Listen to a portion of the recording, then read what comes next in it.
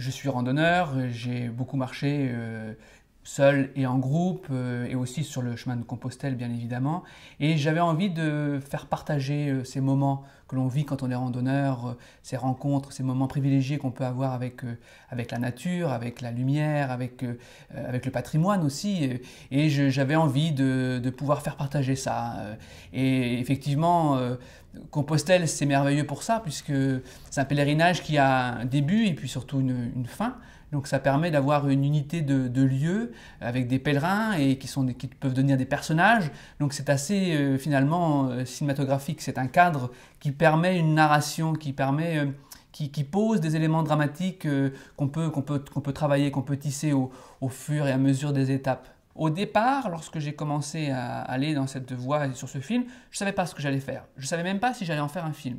La première année, je suis parti sur les chemins avec ma caméra dans mon sac à dos, avec cette envie de faire partager cette émotion, cette aventure. Je ne savais pas si je réussirais à appréhender ce chemin et de le mettre dans un film. Donc première année, je ne savais pas. C'est en revenant, en travaillant ce qui avait été tourné, en regardant, en me disant effectivement, on peut faire des choses. Dans le cadre qui m'est donné, on peut faire des choses. Et ce cadre, c'était d'être complètement libre, de n'avoir aucune contrainte, de vivre le chemin et d'essayer d'être au plus proche de ce que vivent les pèlerins, de ce que l'on vit quand on est pèlerin. Et surtout, d'essayer de comprendre ce qui se passe dans la tête du pèlerin, ce qui se passe jour après jour. C'est-à-dire que le pèlerin, quand il arrive à Compostelle ou à Fisterra, il n'est plus le même que lorsqu'il est parti. Et qu'est-ce qui a changé ? C'est quoi l'alchimie du chemin? C'est quoi quelqu'un qui marche pendant un mois et demi? Qu'est-ce qui se passe dans sa tête? Est-ce que la perception de cette personne, elle est la même que lorsqu'il est parti? Vous marchez des journées entières seul, forcément on se confronte à soi-même. Et dans soi-même, il y a la mémoire. Donc je trouvais que c'était intéressant de mettre le présent en correspondance avec le passé, avec l'enfance. Se rappeler qu'on est des grands enfants et qu'on peut être des enfants, ça ne tient qu'à nous d'être des enfants. Le pèlerin, en se mettant en chemin, il essaie de retrouver l'enfant qui est en lui. Il essaie de retrouver cet enfant, cette capacité à s'émerveiller de choses simples.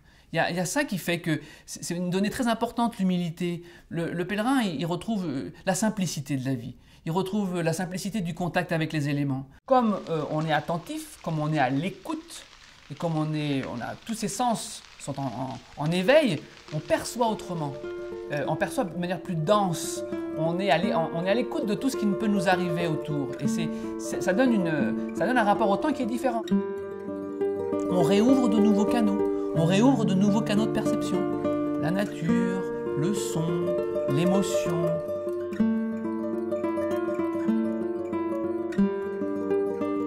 Que ce soit la musique, la poésie, la peinture, le dessin. Ce sont des arts qui pour moi sont posés au fur et à mesure du film, comme pour justement éveiller cette perception. Le rapport à la nature, les peintres ont eu un rapport avec la nature, les dessinateurs aussi, les musiciens aussi.